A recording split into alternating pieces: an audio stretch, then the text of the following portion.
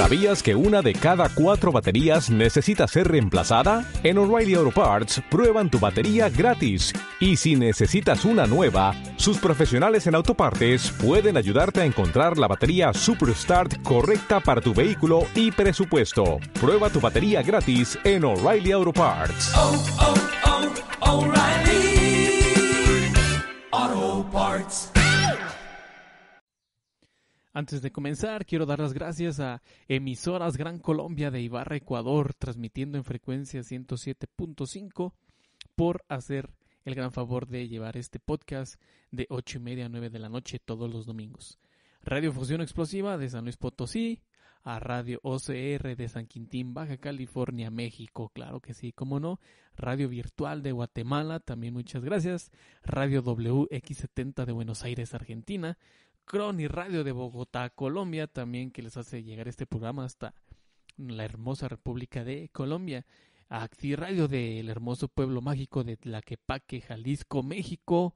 Muchas gracias también por ahí al amigo Alex por hacerles llegar señales misteriosas a Tlaquepaque, Jalisco. Radio Centla de Frontera, Tabasco, México, en frecuencia 100.9. Generaciones Radio de Santo Domingo, de República Dominicana. Muchas gracias también a ustedes. Radio Dragón de Guatemala. Radio Humor 90.4 transmite en todo el occidente de Guatemala. Muchas gracias. Radio Mariela 104.1 de Canta, provincia de Lima, Perú. Muchas gracias también a Radio Sónica 95.5 FM de Ayacucho, Perú. Muchas gracias. También quiero agradecer a Radio Comando Azul, la radio número 1 de aquí de Morelia, Michoacán, que por medio del programa Que Mello les hace llegar señales misteriosas. Sin más por el momento, comencemos. El siguiente programa es presentado a ti por Halas Hot Chicken Wings Restaurant, Fish Home Entertainment Network, Lion Studio, La Onda Comedy Central Network. Señales misteriosas. Fantasmas, Sucesos inexplicables. Extraterrestres. Ufología. Conspiraciones. Sucesos inexplicables. Criptozoología. Demonios. Posesiones. Sucesos paranormales. Asesinos seriales. ¿Por qué estás haciendo esto? Mentes perversas. ¿Qué representa el valor de una vida para ustedes? ¿Cómo puedes olvidarlo? ¿Qué es tan divertido? ¡Brujería! Señales misteriosas. Bienvenidos una vez más a otro episodio de Señales Misteriosas. Temporada 1, episodio número 26, ya así es, ya estamos en el 26 de este podcast. Quiero dar las gracias a toda la gente que hace el favor de distribuir este episodio. Comenzamos. Como cada semana les tengo diferentes temas en el cual pues investigo, hago un guión y se los leo.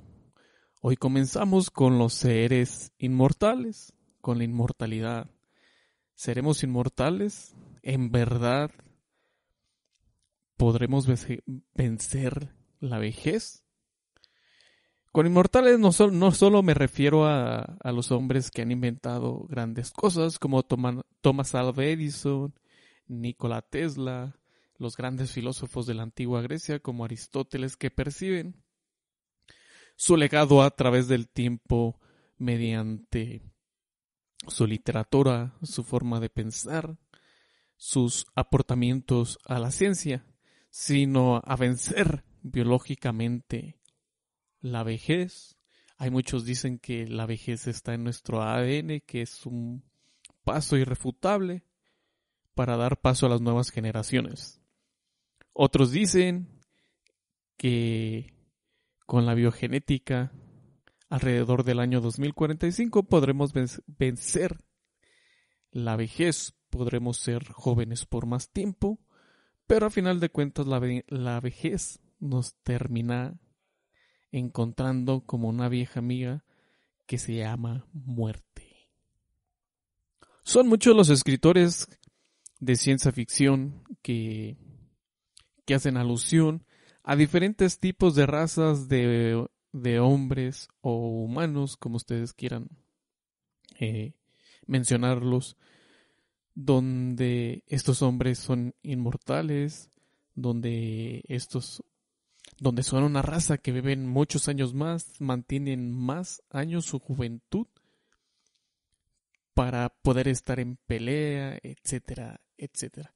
Sin embargo, yo creo que la pregunta importante hoy es: ¿podemos ser inmortales? Derrotar la muerte convirtiéndonos en seres prácticamente atemporales es quizás el mayor anhelo del ser humano hoy en día, pero siendo realistas, ¿es una posibilidad? ¿O es simple y bello relato de ciencia ficción?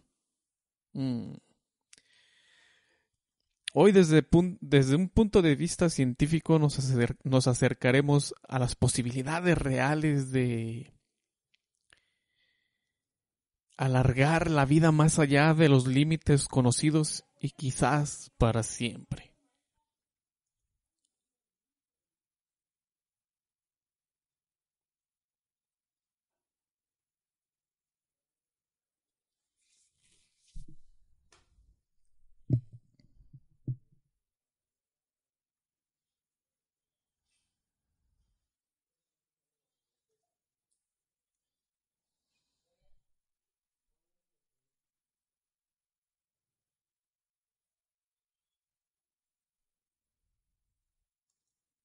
Hace poco más de 200 años, la esperanza de vida era apenas de 40 años. Apenas 100 años se situaba por debajo de los 50. A mitad del siglo XX ya se acercaba a los 60. A los 70 más o menos. El día de hoy la esperanza de vida ya alcanza los 80 años en la mayoría de países más o menos desarrollados. Me refiero a que tienen una atención de salud mejor a la media mundial.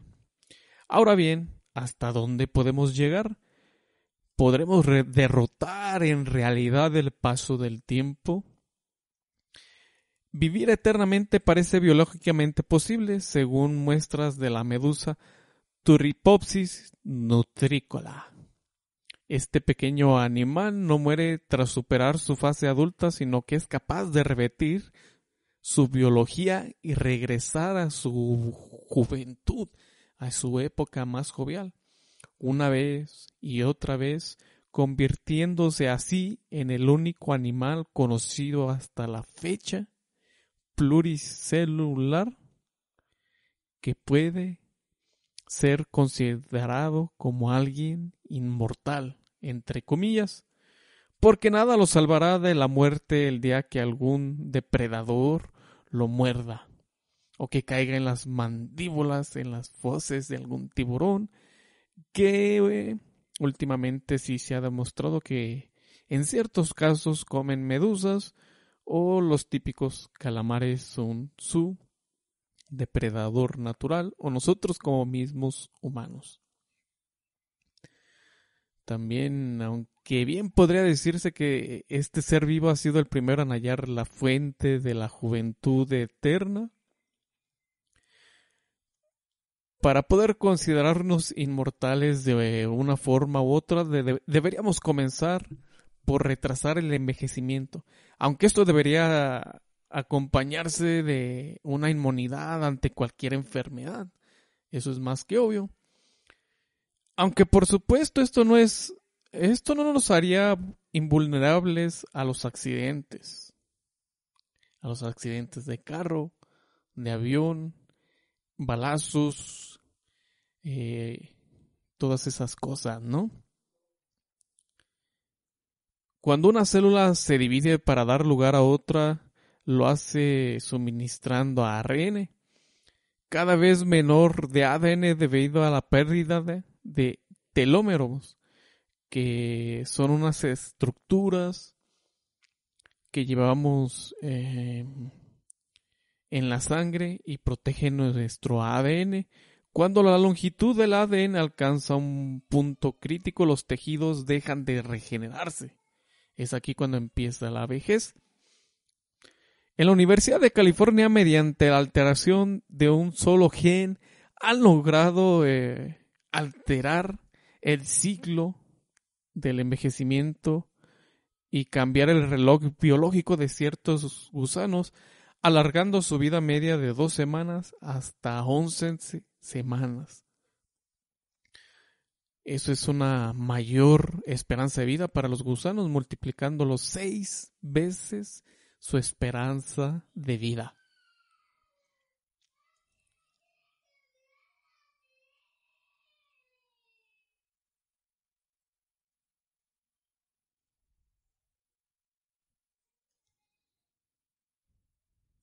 Diversos estudios con ratones y primates realizados en la Universidad de Wisconsin señalan que simplemente con una dieta específica muy baja en calorías, la vida de dichos ejemplares se ha alargado. Bajo estudios se alarga notablemente, esperándose que en seres humanos se pueda alcanzar dicho resultado, de alcanzar hasta los 140 años de vida. Si el límite son los 100, los 200 o los 500, no se sabe a ciencia cierta y solo esperas saber con el paso del tiempo. El tiempo dirá cuándo podemos retrasar los procesos que nuestro cuerpo lanza para envejecer, porque es nuestro mismo cuerpo el que lanza y ejecuta estos procesos para el envejecimiento, que es algo normal, natural. Recordemos que solo somos una diminuta luz entre los millones de estrellas de vida de esta galaxia. Para ir más allá debemos afrontar un reto mayor que ya está en marcha: la identificación de patrones de nuestro genoma que supongan marcadores de la longevidad y quizás poder mejorarlos en laboratorios para ralentizar o para rejuvenecernos. Un ataque desde adentro, modificando el propio código fuente de nuestro cuerpo y alterar así nuestro ritmo biológico. Al día de hoy nadie sabe si podrá frenarse casi por completo o solo una fracción dicho proceso en nuestro cuerpo. Otro orden de investigación para alcanzar la inmortalidad vendría desde el punto de vista tecnológico aplicado a la neurociencia. A día de hoy es poco más que un proyecto sobre papel, pero se sueña con un volcado a futuro donde los datos cerebrales que pudieran ser cargados en un estimulador, lo que sería en cierta forma una manera de preservarnos, aunque por supuesto es pura ciencia ficción hasta el día de hoy o en la actualidad.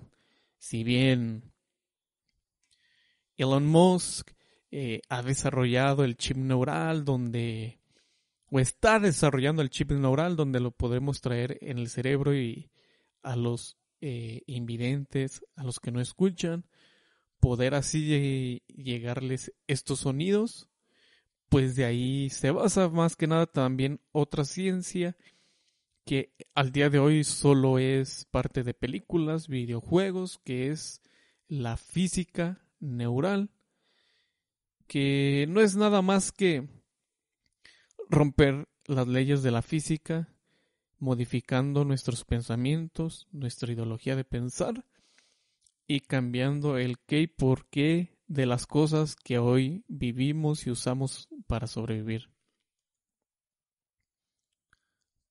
También quiero mencionar que la única posibilidad en los próximos años es encontrar interruptores en nuestro genoma que posibiliten el frenado del envejecimiento. Recientemente un estudio de la Escuela de Medicina de Albert Einstein de Nueva York estimó que la edad máxima para la que se encuentra programada el ser humano es de 125 años de edad.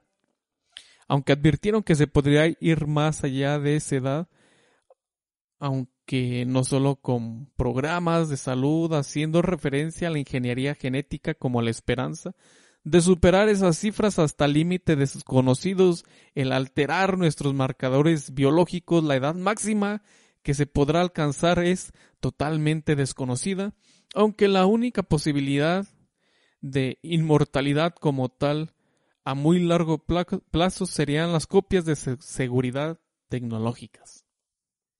De un mismo para preservarnos de deterioros inesperados del original. Así como hoy en día hay servidores espejos por parte de los bancos en otros lugares del mundo ajenos a donde se está la sede principal para resguardar esos datos justamente de tragedias naturales como pudieran ser terremotos, inundaciones, etcétera, etcétera. Un estilo de vida adecuado empieza por nuestra salud, seguiría por la ingeniería genética y un volcado de datos, según esto Isaac Asimov en otra de sus novelas muy famosas. También de uno mismo parece lo necesario para que un día un ser humano pueda considerarse inmortal, y para esto nos falta mucho, sino muchísimo de tiempo. Aunque siendo honestos ya somos demasiado, o al menos nos acercamos a puntos críticos de población. Y aquí viene el verdadero debate. ¿No sería en verdad como un acto de egoísmo alargar nuestra vida demasiado? ¿No habría que recortar drásticamente los nacimientos, digamos, si la población mundial alcanza los 10 o 15 mil millones? ¿Sería sostenible nuestra misma Tierra con más de la mitad de la población por encima de los 70 años? Si me preguntan a mí, creo que sería algo egoísta vivir, tratar de hacerlo lo mejor posible. Claro que no es egoísta, pero tratar de vivir más de lo que nos toca, yo creo que sí. Dejar un legado más o menos duradero como lo hicieron los científicos que ya mencionaba, y hacer sitio para el siguiente. Recordemos que la vida natural son siglos, ya sea dentro de nuestra Tierra o bien bajo lo que poco conocemos de nuestro sistema solar, de nuestra galaxia, nuestro universo. Todo es cíclico. En menor o mayor medida de tiempo. Al fin y al cabo, la muerte es pura justicia poética que tras una vida repleta de desigualdades nos iguala a todos, seamos quienes seamos. Pero por supuesto esto es solo mi opinión personal y entiendo que la tuya pueda ser otra. Y como siempre quiero recordarles, mis queridos misteriosos, que compartan este podcast y que está disponible también por ahí en Spotify, Amazon Music, Google Podcast, Apple Podcast. Continuemos ya una vez que he tratado de responder si podemos ser inmortales. Vayamos a mitologías, leyendas que se han basado en ciertos sucesos de la humanidad. Empecemos con los espartanos.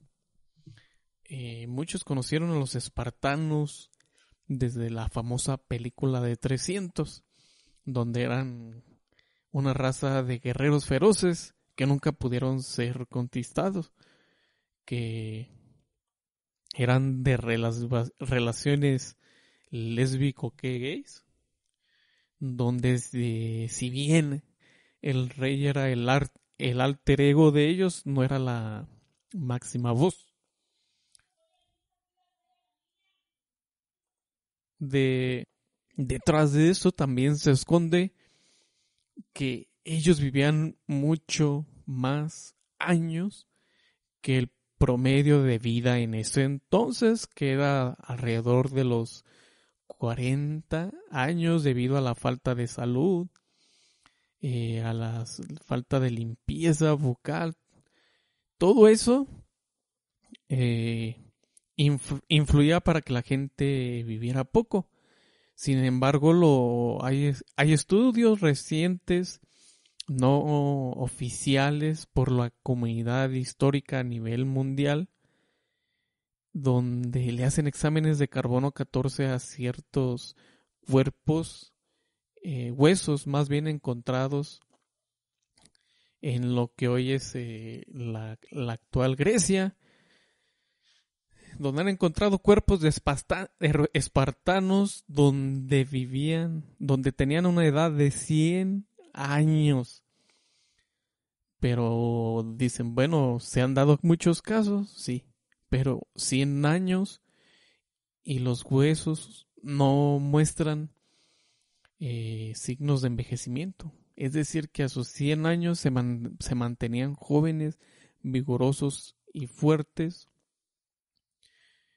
para la guerra, para enseñar a sus futuros progenitores en la guerra. Obviamente, recordemos que este era un pueblo 100% guerrero, donde según los estudios, pues biológicamente los huesos no rebasaban la edad de 30 años.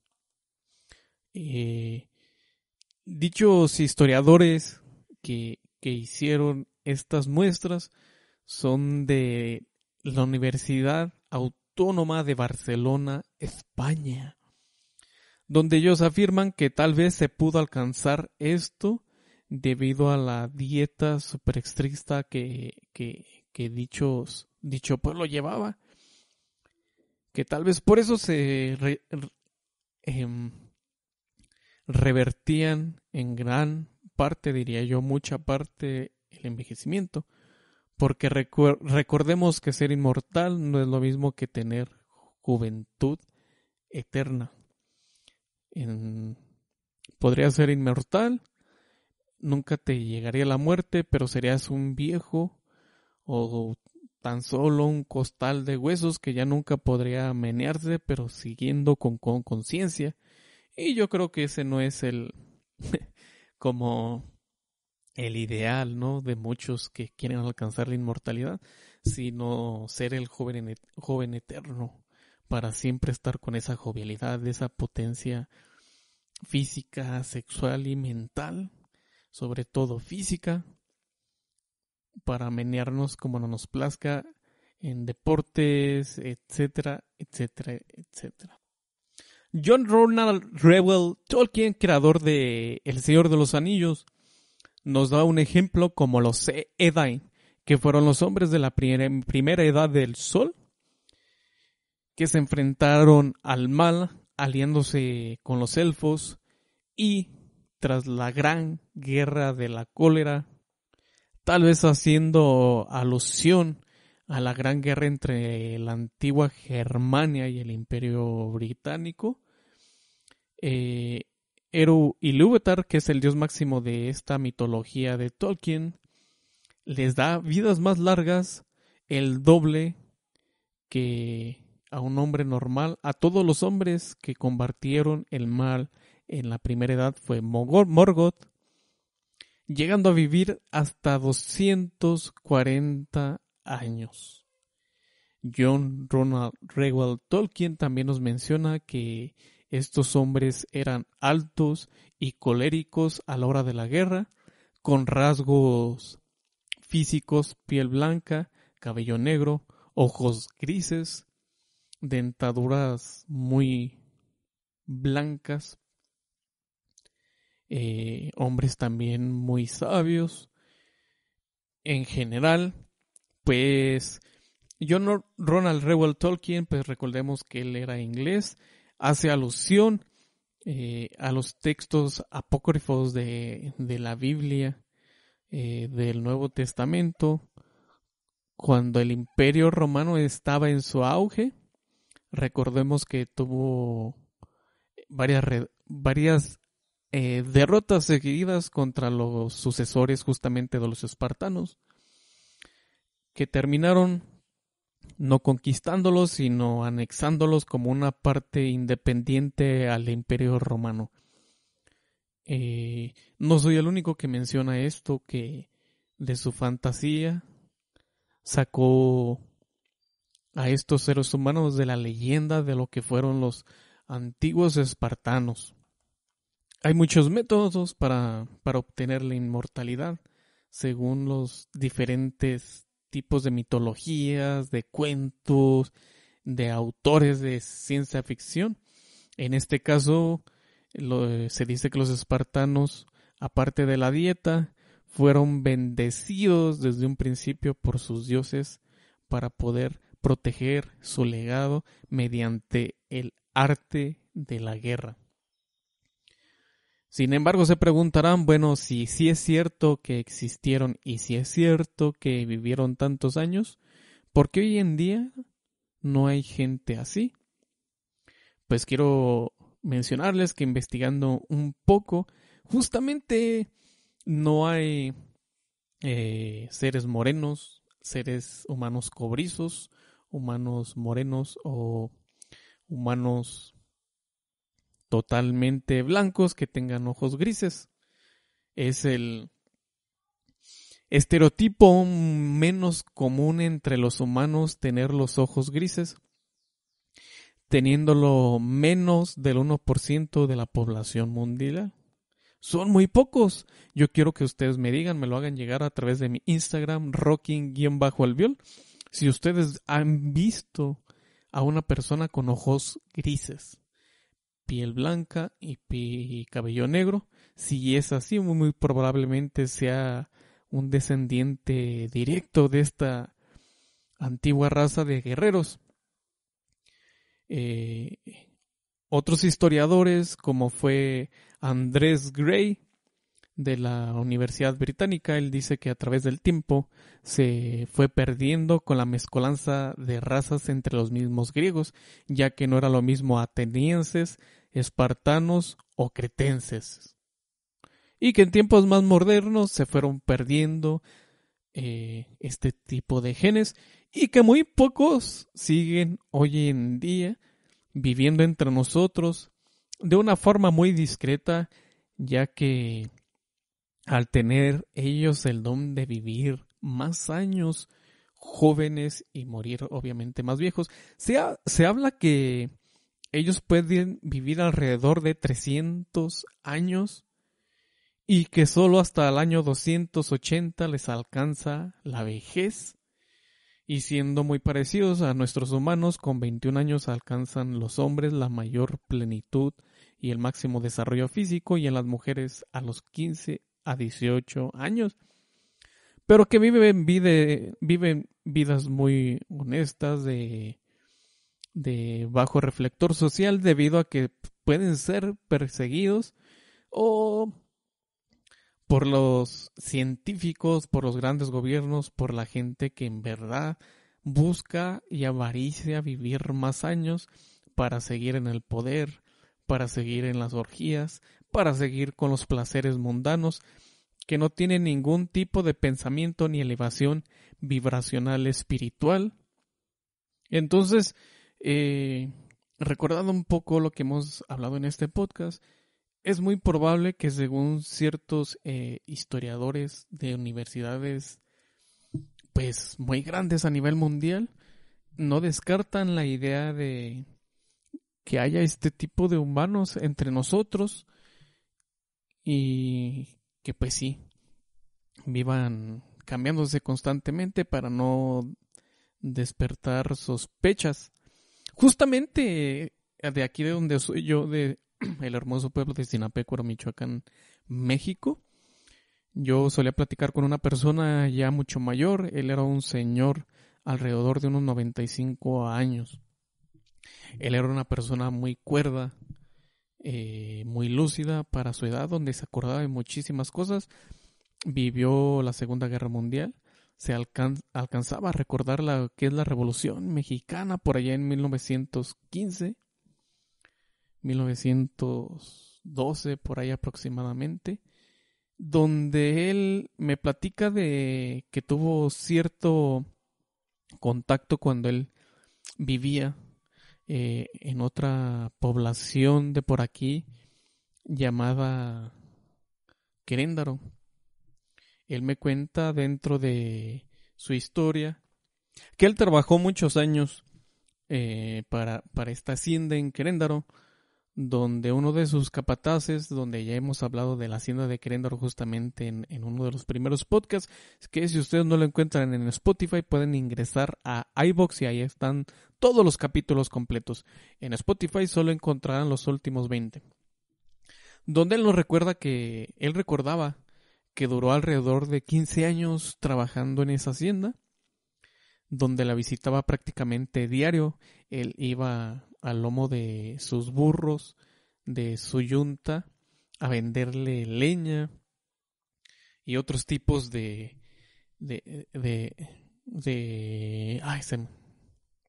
otro tipo aparte de la leña, pues también se le vendía hojas para maíz, etcétera, haciendo mercadeo entre Sinapecuaro y Queréndaro.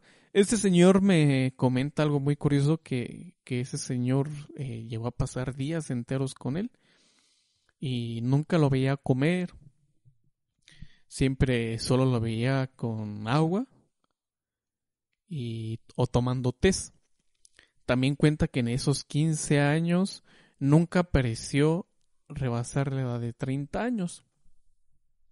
Lo cual, si bien al principio no se le hizo raro, una vez platicando con él fuera de lo ortodoxo que dice que él era para platicar, que siempre llegaba para lo del negocio y ya. Platicando con él se le hizo una persona muy sabia, que sabía mucho para la edad que dice que él tenía que tenía 32 años de edad. Dice, yo lo recuerdo, nunca se me va a olvidar las pláticas que llegué a tener con él.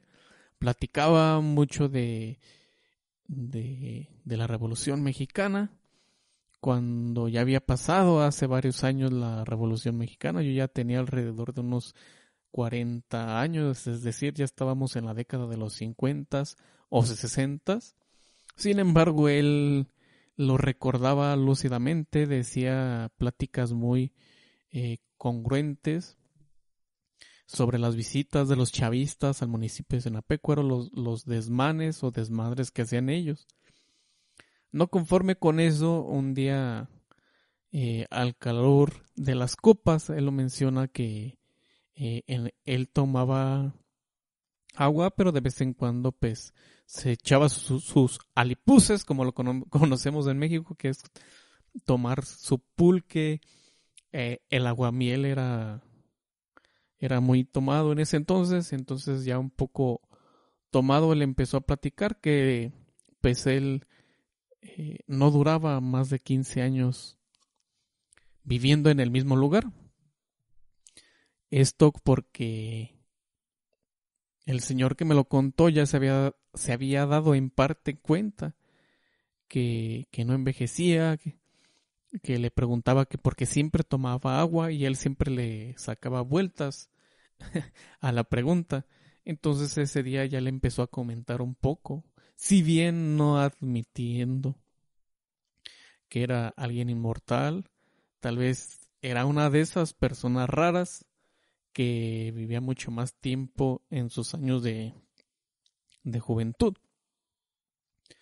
Él dice que era una persona alta, de tez blanca, siempre con un gran sombrero, aludiendo a la época de los años 50, donde aún se usaba mucho el sombrero de charro para cubrirse del sol, ya que él mismo decía que tenía una piel blanca muy delicada, que si bien no tenía los ojos grises, sí los tenía de un tono muy peculiar.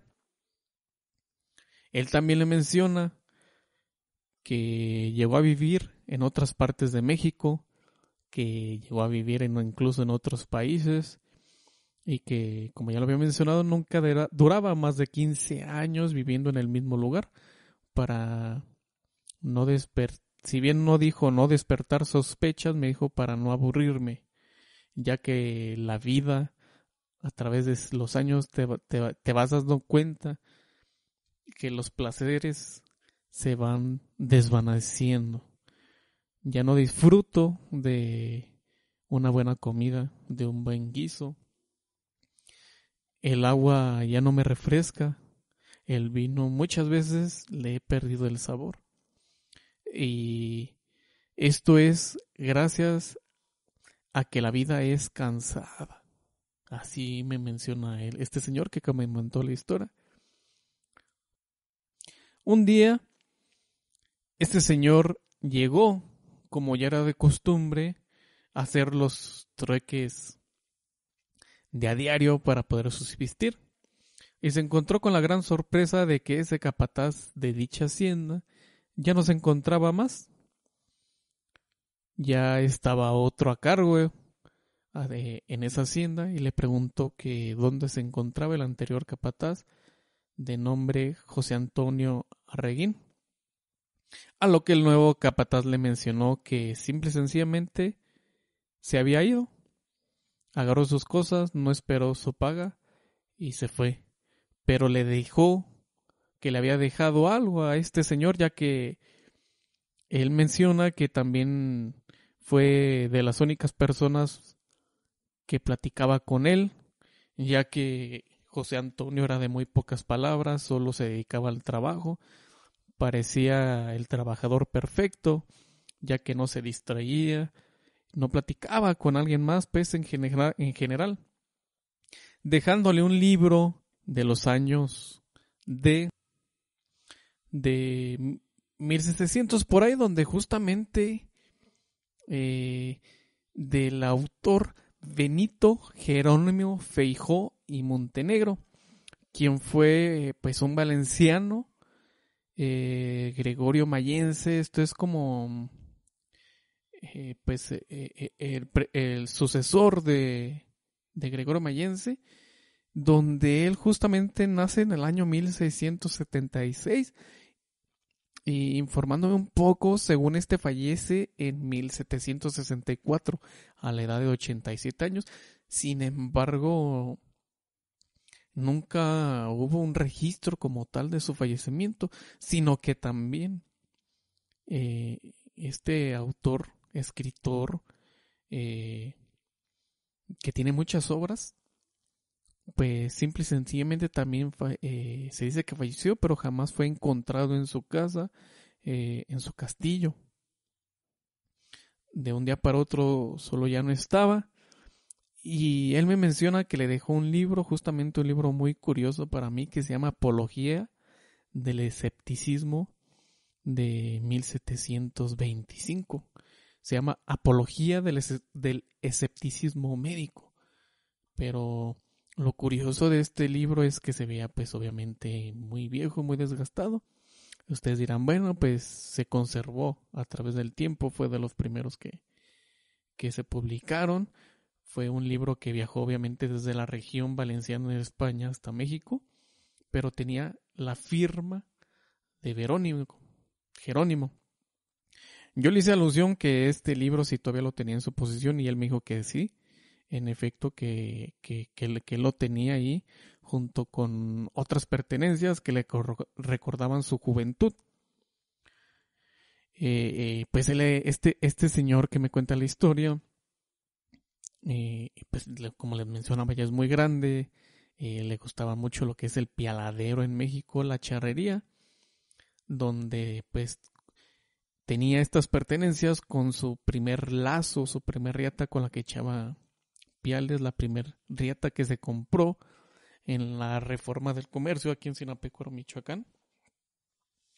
Desgraciadamente nunca lleguemos a concretar bien otra plática, pues ya que este señor era pues un erudito en la cuestión de leyendas, de todo lo que se acordaba muy bien de lo que fue nuestro municipio. Se podría decir que si bien no era un historiador, pues sí era una persona con mucho conocimiento debido a la edad. Y quedó de enseñarme el libro y de que él, justamente solo él, no le había dicho a mucha gente que dicho personaje pensaba que era el mismo escritor del libro, ya que él, dentro de su poco conocimiento, que pues era una persona que muy a duras penas sabía leer, le había dejado ciertos mensajes en el libro.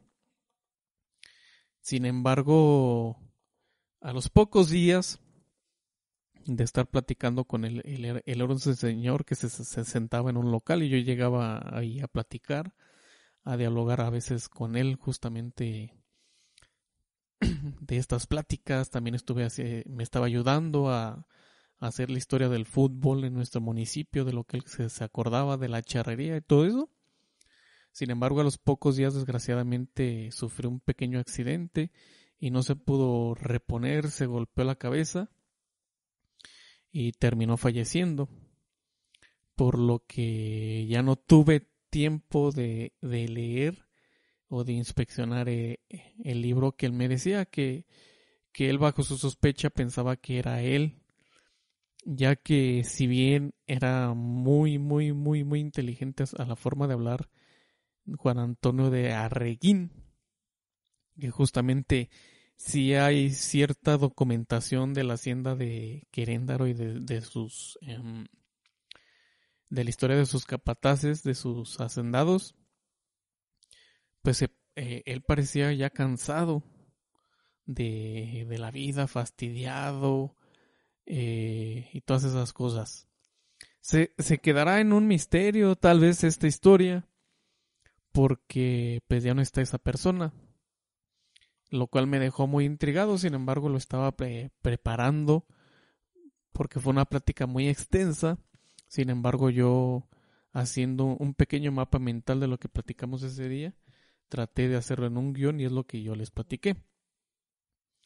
Pasando esta pequeña historia, pues también quiero hablarles del conde de Saint-Germain, que fue un enigmático personaje descrito como un cortesano, un aventurero, inventor, alquimista, pianista, violinista y compositor aficionado, conocido por ser una figura recurrente en varias historias de temáticas ocultistas. Algunas fuentes citan que el conde es el famoso sobrenombre francés, proviene del latín Sanctus Germanus, es decir, santo hermano. Otras fuentes creen que adoptó el nombre de la localidad de San Germano en el Tirol italiano, donde su padre tenía posesiones. Aunque no se sabe dónde nació, lo más probable es que fuera un castellano. Hijo del último príncipe de Transilvania, Francisco Rákóczi II, y su primera esposa Teleki. A pesar de ello, su muerte está registrada el 27 de febrero de 1784. Su historia está escrita en la muy santa Trinosofía, más conocida como la Santísima Trinosofía. Ese es el único libro que escribió, por lo tanto, los demás libros que se le atribuyen son apócrifos, es decir, no oficiales, no canónicos, etc. Formó parte también de la francomasonería, aunque no fue contrario a la monarquía de Francia. Si bien dicho personaje dio consejos para la Revolución Francesa, estos no fueron tomados en cuenta. A lo largo de la historia, este personaje se le ha atribuido ciertas apariciones en diferentes épocas imposibles de estar, debido justamente a la mortalidad humana. Se dice que es el único ser que ha logrado controlar la resurrección o controlar el envejecimiento y mantenerse de la misma forma a través de los siglos. Este misterioso y enigmático conde de Saint-Germain también conocido como el maestro Ray Sol, dio mucho de qué hablar en Europa durante el siglo XVIII. Frecuentaba las cortes europeas, trataba con los reyes y la alta aristocracia de ese entonces. Era muy respetado, admirado por su gran erudición, sus aptitudes, poderes, así como por su porte distinguido y su elegancia personal. Tenía un misterioso encanto, un gran atractivo. Fue muy apreciado por los reyes, altos personajes, por la nobleza en general, especialmente por Luis XV de Francia, Pedro el Grande y Catalina de Rusia. Y yo creo que de estos tres la última es la más famosa, Catalina de Rusia, quien próximamente les estaré trayendo también una información muy de ella, ya que se la asocia también mucho con el ocultismo, la alquimia, brujería y todo eso. En 1758 ya era conocido en Francia y Rusia defendiendo los ideales de la libertad, igualdad y fraternidad. Se desconocía el origen de su fortuna, su nacionalidad en concreto y si tenía esposa e hijos. Era un hombre muy educado, elegante y noble. Se dice que hablaba a la perfección francés, inglés, español, italiano, chino, árabe, alemán, ruso, portugués, latín y sánscrito. Así es, sánscrito es como la lengua clásica de la India, además de una de las lenguas indoeuropeas más antiguas y documentadas después del hitita y el griego micénico. También tenía vastos conocimientos sobre política, artes, ciencias, poesía, medicina, química, música y pintura. No permanecía mucho tiempo en un lugar y viajaba constantemente por toda Europa. Cuando se cansaba iba al Tíbet, África o Turquía, lugares enigmáticos. El Tíbet por su espiritualismo, África por ser la cuna de la humanidad y Turquía también por su espiritualismo. Se cuenta además que era ambidiestro. Las primeras menciones históricas sobre el conde de Saint-Germain se remontan a 1740, cuando se convirtió en asistente habitual de los eventos más selectos de Viena, Italia. El conde, que entonces tendría unos 30 o 40 años de edad, vestía de forma muy elegante y llevaba siempre encima una gran cantidad de diamantes que utilizaba en vez de dinero. Estando en Austria, parece que Saint-Germain fue capaz de sanar contra todo pronóstico al mariscal francés de ese entonces, Belle-Isle, que había sido herido de gravedad en Alemania. En agradecimiento, el militar le llevó a París, donde puso a su disposición un laboratorio muy bien equipado. Fue precisamente en esta ciudad donde empezó a forjarse la leyenda del conde de Saint-Germain. Según otras versiones, el conde de Saint-Germain aparece en Francia en 1758, procedente de Holanda, Inglaterra y Alemania, países que había visitado en misiones políticas. De este modo, en París, se le hace mención en obras litúrgicas y críticas, autocríticas de ese entonces, como lo es Petita Permens de Louis Courtois de Luis XIV. En esta se encuentran escritas una anécdota en la que el conde afirma ante una anciana condesa haberla conocido cuando era joven, lo que daba a entender que el conde tenía alrededor de 100 años o más de 100 años. Cuando a finales de 1745 pudo haber sido arrestado en Londres, acusado de apoyar la causa del Estuardo. Eso parece desprenderse de una carta oficial en la que se le relata el arresto de un hombre extraño que se hace llamar conde de Saint-Germain. No dice a nadie quién es ni a dónde viene. Admite que este no es su verdadero nombre. Canta y toca el violín magníficamente. Está loco. Dice el oficial que puso esto en la bitácora, que aún se encuentra archivado en la ciudad de Londres. Tras ser sorprendentemente liberado, volvió a Versalles, donde se convirtió en uno de los personajes pues más próximos a Luis XV y a Madame Pompadour. Esta última también muy ligada al ocultismo, que fue una duquesa marquesa de Pompadour de paridad francesa. Fue cortesana francesa también introducida en la corte por sus parientes tras ser representada por el mismísimo rey Luis XV, con la que se llegó a relacionar íntimamente. En 1760 el rey de Francia la envió a La Haya, que es una ciudad de Holanda, como representante personal para negociar un préstamo con Austria para ayudar a financiar la guerra contra Inglaterra. Allí, sin embargo, no solo se enfrentó con su antiguo amigo Casanova, que fue un aventurero también libertano, historiador, escritor, diplomático, jurista, violinista, filósofo, matemático, bibliotecario y agente secreto italiano, hermano de los pintores Giovanni Battista Casanova y Francesco Casanova, sino que fue acusado por el duque de Choiseul, ministro de Asuntos Exteriores del rey Luis, de conspiración contra Francia, lo que precipitó su huida del reino. Según parece, en Holanda, bajo el nombre de conde de Sormont, amasó una gran fortuna vendiendo ungüentos, pócimas, esto bajo el nombre de la Real Alquimia Antigua, preparados para combatir cualquier mal, incluso la muerte, afirmaba. Pues un ungüento levantamuertos como lo conocemos aquí en México, pero aunque las acusaciones de timador y conspirador le perseguían allá donde fuera, se rumoreó incluso que precipitó las cosas para que el ejército ruso colocara en el trono a Catalina la Grande. Su natural disposición para la diplomacia lo granjeó numerosos aliados en toda Europa. Se desenvolvía en hartos círculos sociales, como ya lo mencionaba, y tenía pues muchas leyendas, apodos.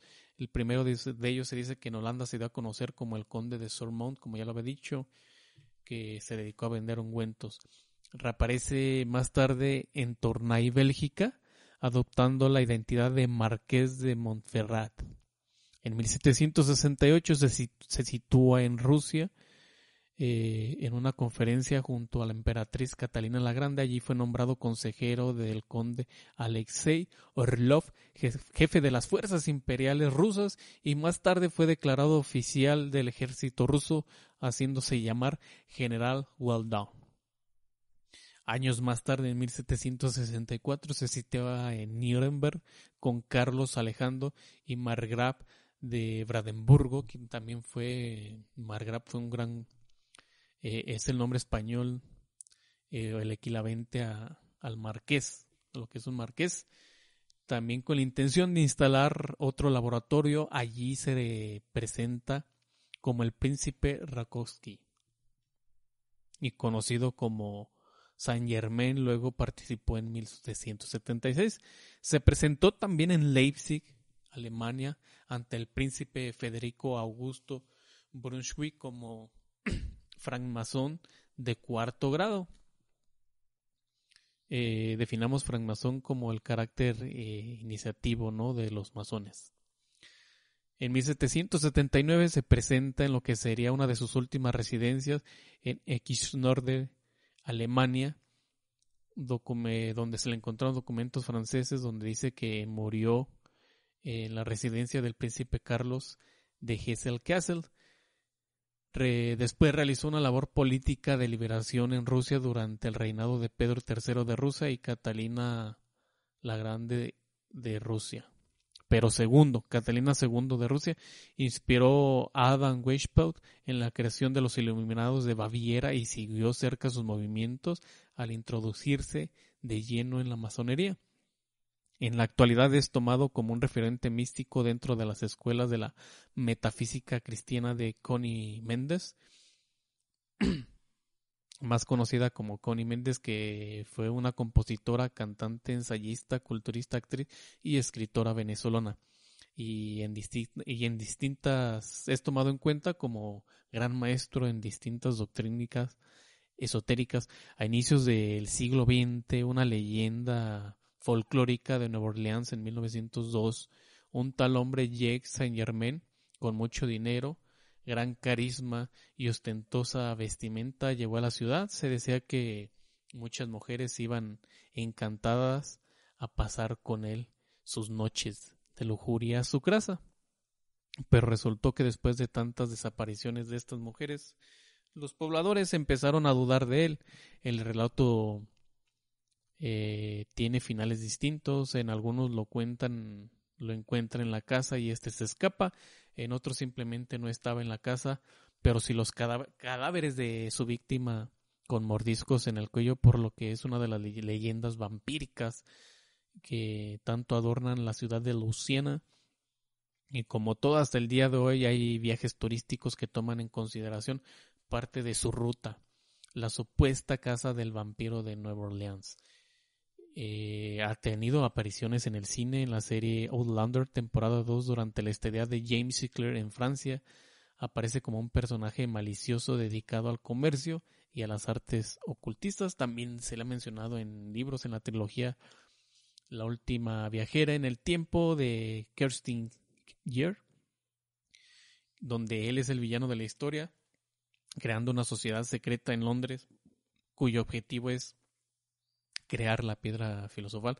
Ha aparecido en mangas japoneses también como un Drifter en el manga y posterior adaptación del anime de Drifter, que fue un anime, un manga que escrito e ilustrado por Kota Hirano, que pues hace alusión a ciertos viajes en el tiempo y todo eso, en donde es trasladado en un mundo paralelo donde es conocido como el Conde de Saint-Germain, quien junto a Adolf Hitler fundó el Imperio Orte. Revolviendo un poco a la famosa ciudad de Nueva Orleans, también hay un episodio en Episodios Secretos X, creo que es la tercera temporada, donde aparece justo con un tridente de vampiros. Ya para terminar este grandioso podcast, voy a mencionarles pues como ciertos famosos seres famosos de la mitología, de leyendas, de la cultura pop en general, que son inmortales, empezando por Peter Pan, quien sabemos que es un muchacho famoso que nunca envejece y prefiere pues en cambio brincar con hadas y luchar contra piratas. Otro personaje muy famoso pues es el conde Vladislaus Draculia de Rumania, quien hace un pacto con el diablo para obtener la vida eterna a cambio de absorber sangre y nunca presentarse ante la luz del sol. Y dormir obviamente en ataúdes. Otro personaje es Lazarus Long, que no es muy famoso, pero yo ya lo había conocido porque es un personaje que aparece en muchas novelas de ciencia ficción del famoso escritor Revan H. Leyen. La larga vida de Lazarus es resultado pues de un programa estricto de crianza y tratamientos ocasionales de rejuvenecimiento de la sangre.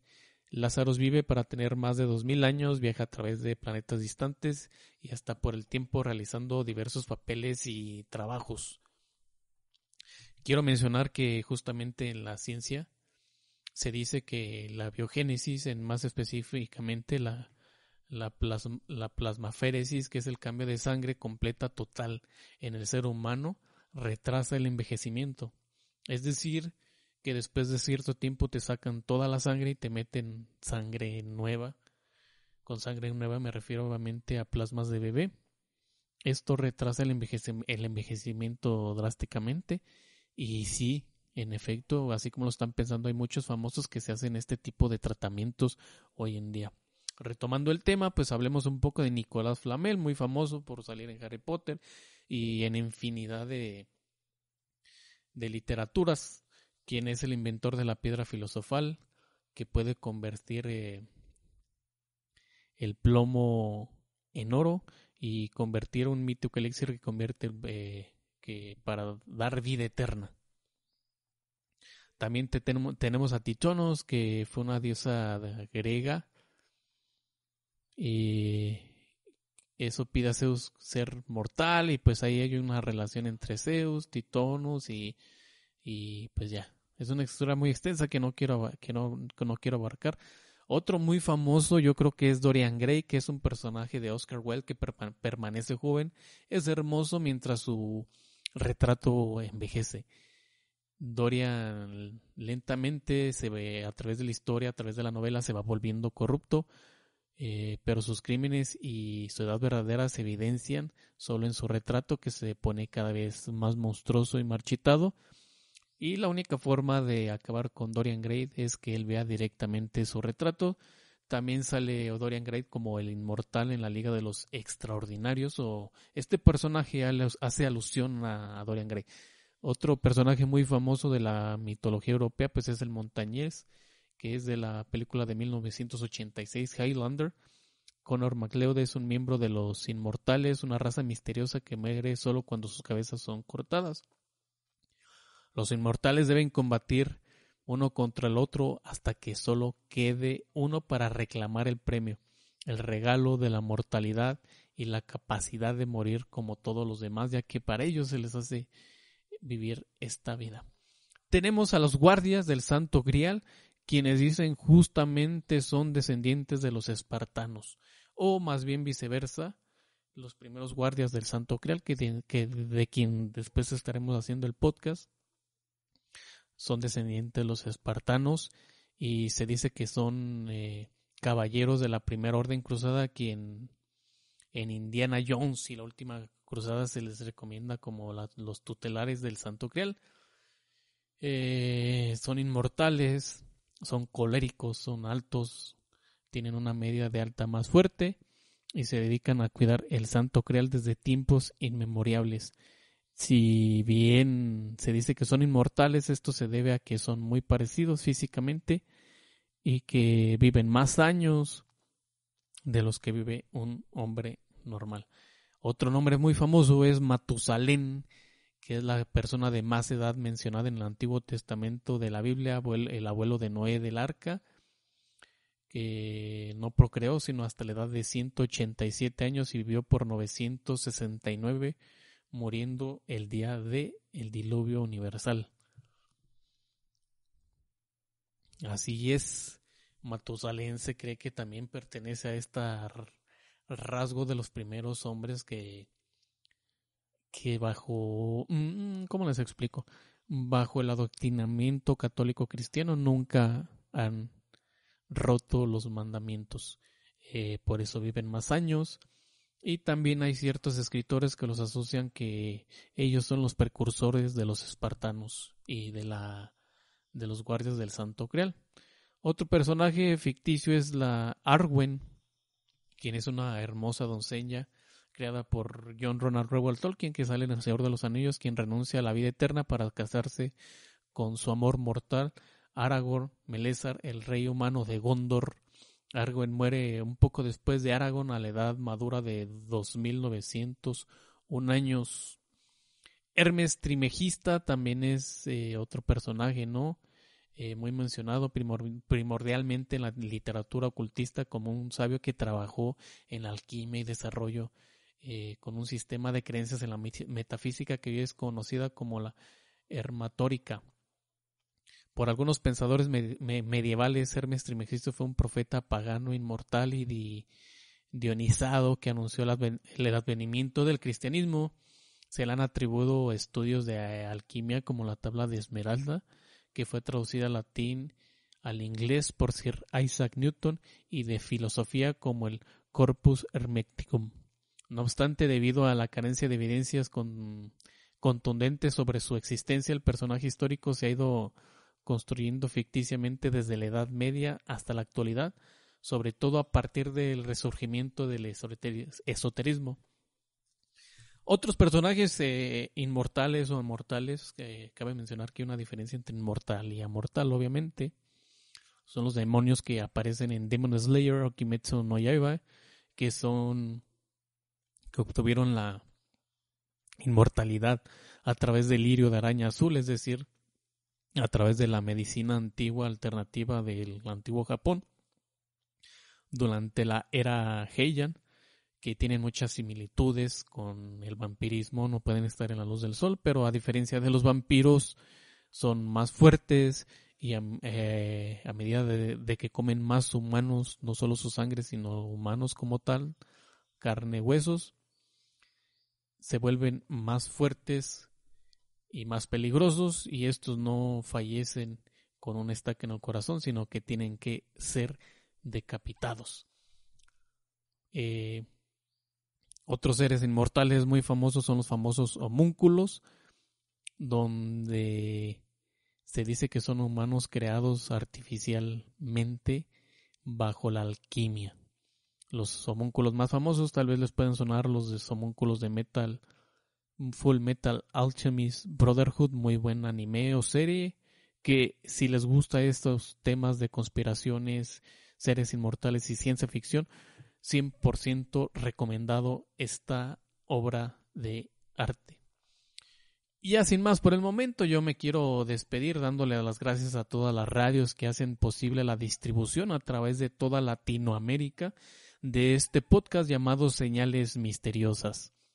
Yo soy su amigo Jairo Morales, mejor conocido como Rocking-Albiol en Instagram. Ustedes pueden mandarme sus historias de leyendas, sucesos paranormales y notas macabrosas, que cada mes saco un podcast al principio con estas notas de las notas que mis seguidores me mandan. También pueden encontrarme en Facebook como La Onda Radio Sinapecuaro. Pueden encontrar más contenido como este en mi canal de Spotify como Señales Misteriosas. También está en Amazon Music, Google Podcast, Apple Podcast, iVoox, iHeartRadio, MyTuner Radio, TuneIn, Stitcher, SoundCloud, en iTunes obviamente también. Yo me despido sin más por el momento. Esperen la siguiente emisión de Señales Misteriosas. Yo les deseo todo lo que me sobra, diría Julia Esteban. Besos en el nudo de globo. Bye. ¿Sabías que una de cada 4 baterías necesita ser reemplazada? En O'Reilly Auto Parts prueban tu batería gratis. Y si necesitas una nueva, sus profesionales en autopartes pueden ayudarte a encontrar la batería Superstart correcta para tu vehículo y presupuesto. Prueba tu batería gratis en O'Reilly Auto Parts. O'Reilly.